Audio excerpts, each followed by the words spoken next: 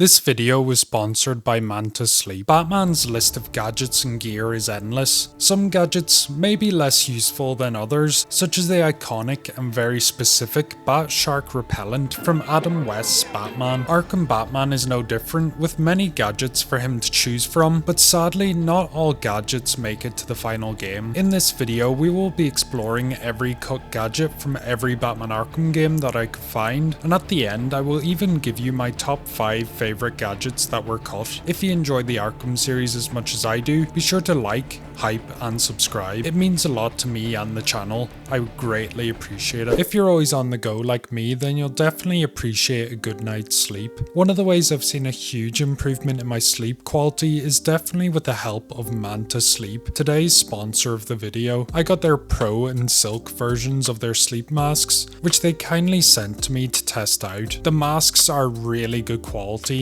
and works great for people that sleep on their side like me, and completely blacks out any light from the window so your sleep can be completely uninterrupted. Check out Manta Sleep in the description. Right now they have their own summer night sale sign up, which gets you VIP only offers and early access to special upcoming releases, and you can even use code FOE for 10% off. Starting off with the first and the greatest Batman Arkham game, Batman Arkham Asylum. This game has a lot of known cut gadgets, mainly due to a recovered Rocksteady developer's hard drive, which gives us a look at a much older build of the game, and although this build isn't playable, modders were at least able to get access to files such as music, photos, videos and UI elements, where a lot of these gadgets can be found. Starting off with our first gadget, and what we have is a harpoon. Now I don't think Batman would just go around shooting people with a harpoon, but the weird thing about this is that his grapnel gun is already mentioned in the files, meaning that this must have been a separate gadget. Batman has used a harpoon gun multiple times in comics and movies. One of these times is when he used it as a tightrope, which could have been used for in-game,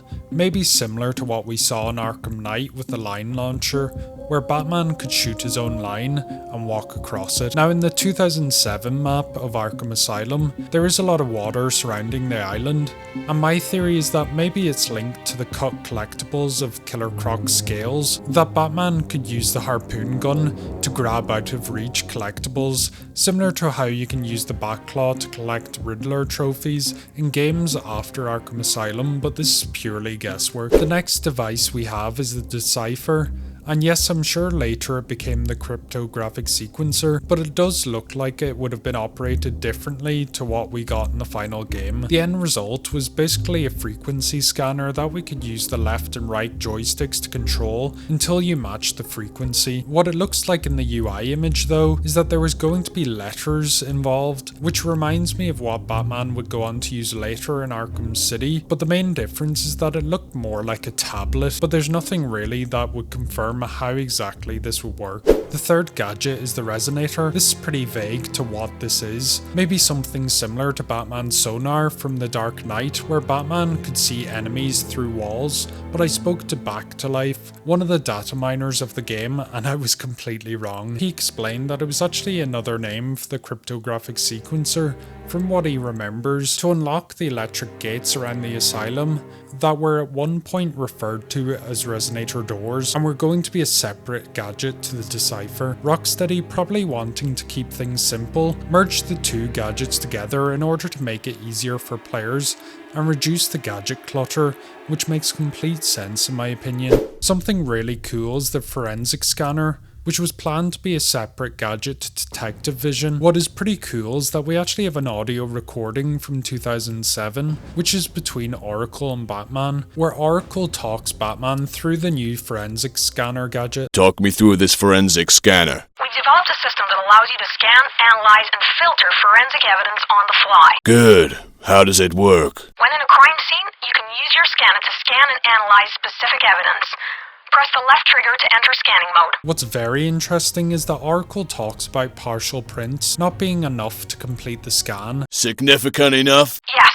Well, for instance, we can't guarantee a successful scan with a partial print. Not enough to create a full print filter. You'll need to make sure you select a full handprint. This idea seems to have been brought back years later in Arkham Knight, where we would need to build Simon Stagg's handprint from different areas of the room that he touched. It makes sense that this gadget was removed, as we could just use detective vision instead. And what I really liked about Arkham Asylum is its simplicity. It doesn't tend to linger in one area for too long, and it is really well paced. So my guess is that they overcomplicated the investigations, so decided to remove any unnecessary gadgets, and that's why the forensic scanner got the cut. My thoughts on Arkham Asylum's cut gadgets are, they were fine, nothing special really, as a lot of the gadgets did make the final release but were altered in some way. The harpoon gun would have been really cool to see if it was a way to make the water more interactable, but my guess is that Rocksteady would have probably had to have come up with a good way of stopping players from just harpooning thugs, but let me know what you think. Now Arkham City is a weird one, as there's barely any cut content compared to the other games that the public has access to, and one of these gadgets that were apparently leaked seems to be more of a joke. Apparently in Penguin's museum, when you get to the part where the ice is melted and Batman needs to use the raft to pull himself across, when we get attacked by Tiny the Shark, Batman will reach for his utility belt. Apparently there is going to be a compartment named Shark Repellent, which is a nod to Adam West's Shark Repellent from the 1960s Batman movie, but in Arkham City, Batman would have pulled out brass knuckles in order to defeat Tiny. This seems pretty unlikely that this was actually going to be in the final game, as it seems a bit too unserious for a Batman Arkham game. This would have been cool to see this as a New Game Plus change, kinda similar to what happened in Arkham Knight when Joker jumps out at the opening when he's getting cremated. They did do a nod to this where if you die to Tiny the Shark, the death screen hint would tell us, fight off the shark using Batman's powerful shark repellent, a flurry of furious strikes. In my opinion, this would have been pretty weird if this was actually included in the full game, so I'm leaning towards this being an inside developer joke. My thoughts that it's pretty sad that we don't really know much of Arkham City's behind the scenes as much as the others, and the one gadget that was mentioned was only a joke gadget and probably wasn't actually going to be in the game. Kinda disappointing, but let me know what you think.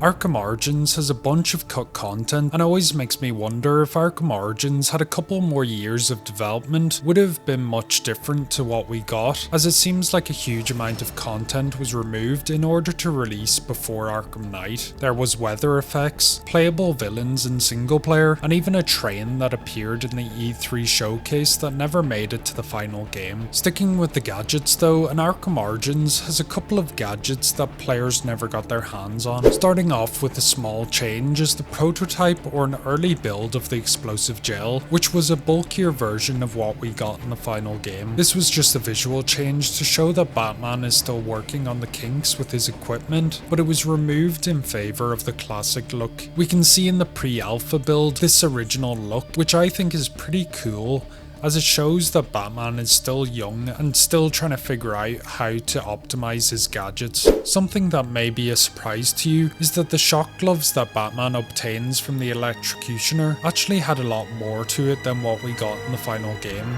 During combat, players would charge up their shock gloves by fighting enemies and building up a combo. Once Batman has enough charge, he would be able to hit harder using his electrified gloves, which would help him against armoured and shielded enemies. We can see the difference with this pre-alpha version of Arkham Origins, that it works very similar to the electrical blast that Nightwing uses in Arkham City, where you could ground slam to knock enemies to the floor. I think this would have been a pretty cool option for Batman to have.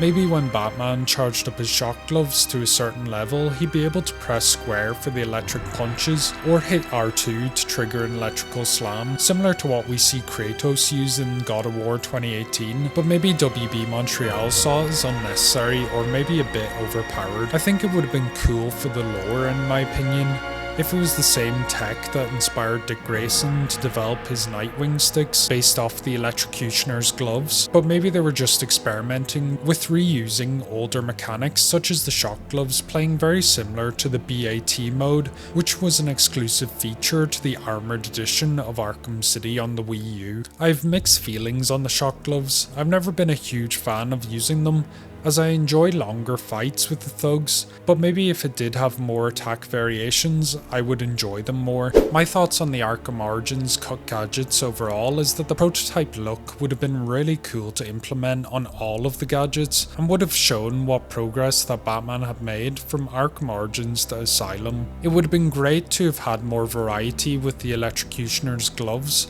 but maybe they felt that the amount of gadgets were getting too high and wanted to cut down on them. Let me know what you think.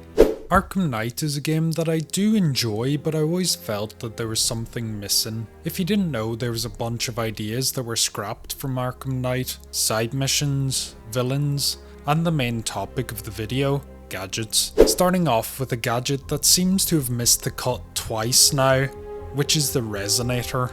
The poor thing did have a UI created for it, but didn't make it to the final game, probably again to reduce the amount of gadgets that Batman would use and reduce the amount of clutter on screen. Maybe one day the resonator will make a proper appearance, and hopefully Rocksteady give it the justice it deserves. This gadget out of most of the cut gadgets here I feel perfectly fits Arkham Knight. The gadget that I'm talking about is the Fear Dart, which sadly we don't have an image of, but I feel like you get the idea where Batman would have a dart gun and would be able to shoot thugs with it. This would cause the thug to freak out and start to panic.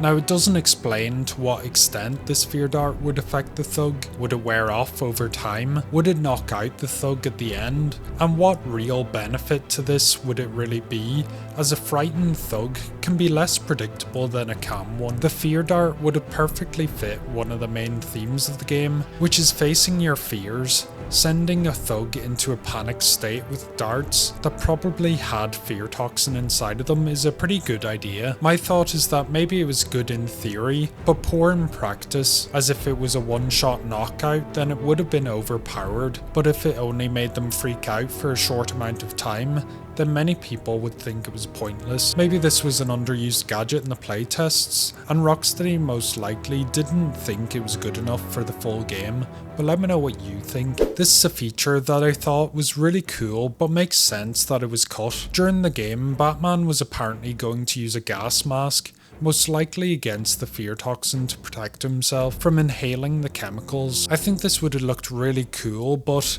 as we know from the start of the game, gas masks are ineffective to Scarecrow's fear toxin. Right now, our client is preparing to engulf the city in a cloud of fear gas. Do not forget your training. Gas masks, useless. Respirators, useless. Only two things can keep you safe, men. Getting underground or as high as you can above it. Exposure to toxin causes severe psychosis, and in extreme cases, self-harm. There isn't much known about this gas mask apart from this photo. Maybe it was going to be used at the very start of the game, as Batman may have thought it was going to be effective against the fear toxin, then after realizing it wasn't, would scrap it as it has no further use. Let me know if you would have included this. This next cut gadget is pretty interesting, as it's the Sonic Batarang, and maybe this was just a placeholder or a reused asset, but it's pretty cool to see it again. I'm sure you know, but the Sonic Batarang was one of the few gadgets that appeared in other games that didn't make an appearance here. This one makes sense that it was cut though, as we do have the voice synthesizer, which is pretty similar but way more powerful in my opinion, as you could literally tell a thug to check some equipment that you could easily explode on them. My thoughts that it looked like Rocksteady really wanted to cut down on the amount of gadgets that were going to appear in the game, as what they had at release was already plenty. Although some of these were actually good inclusions, I think Arkham Knight's gadget selection was actually really good already, and adding any more would have just made it too bloated and overwhelming to some new players. Arkham Shadow is a game that deserved so much more. Mark Zuckerberg's Meta gave up on VR to focus on AI, shutting down a bunch of gaming studios, and Camouflage took a heavy hit with most staff fired, leaving only a few behind. Arkham Shadow had a few gadgets that would have been really cool to see, especially in VR. The first one, which would have been so good, was during the events of the game. If you wanted to check what your current objective was, all you need to do was tap the back of your left hand and the objective would pop up out of it for you to view. In my opinion, this is a shame not to have, even if it was an optional choice. Maybe they thought that Batman would need to write down what he was going to do as he was doing it, but for players I think having the objective not on screen and a part of the suit would have been way more immersive. The next gadget, and the one that definitely would have been an awful choice for players that get motion sickness from VR, which is the remote control Batarang.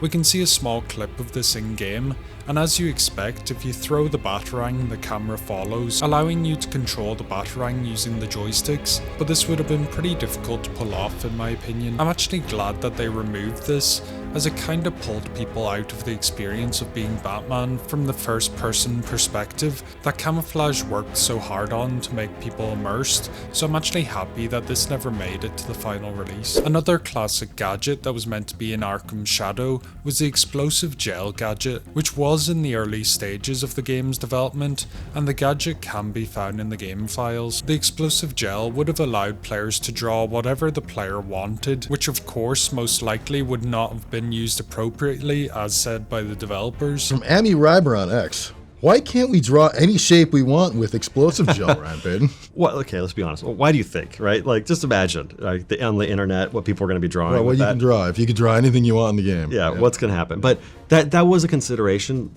It was a major consideration. But to be fair, another reason why we went with the design that we landed with the game, which I think was the right move, is because when we did allow players to just use the explosive gel however they wanted to, and they weren't doing drawing inappropriate things. What they were doing is that they would just walk up to a wall, just spray it as quickly as they possibly could, and then blow it up, and it just didn't feel like Batman. Yep, totally. Because you remember from the other Arkham titles, he's drawing a bat symbol, in right? everyone, right? Nobody was drawing a bat signal. It was always just like the bare minimum, and it just felt lazy. It didn't feel like you're being the hero. So I love the solution that we came up with. Yeah, I think so. I think it's great.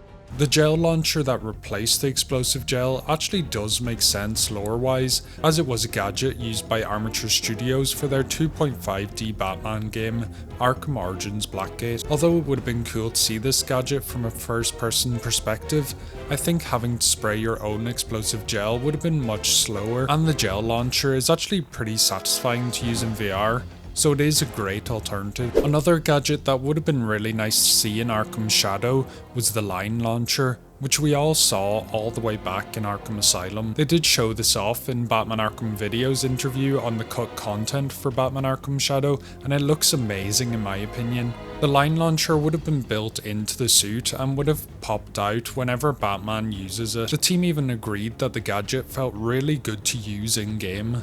The main issue though is that it scared level designers who would need to take into account pretty much every potential exploit or out of bounds that the players could reach using the line launcher, and due to time they felt that it was much easier just to remove the line launcher rather than causing headache for developers. Although I would have loved to have seen this in game, I actually understand the added difficulty of having this included, so I think I would prefer a much polished game rather than development time wasted on something that isn't really crucial for Batman's arsenal. Arkham Shadow had a bunch of really good ideas. Camouflage are a brilliant studio, and you can really see the love for the franchise in this game. This game was like a love letter to Arkham Asylum, which I really appreciate, and the fact that they attempted to replicate gadgets from previous games shows that they really aimed to please loyal Batman Arkham fans. Let me know what you think. Here are my top 5 cut gadgets from the Batman Arkham games. Number 5 has to go to the shock gloves. There's a lot more depth to them in the pre-alpha version of Arkham Origins,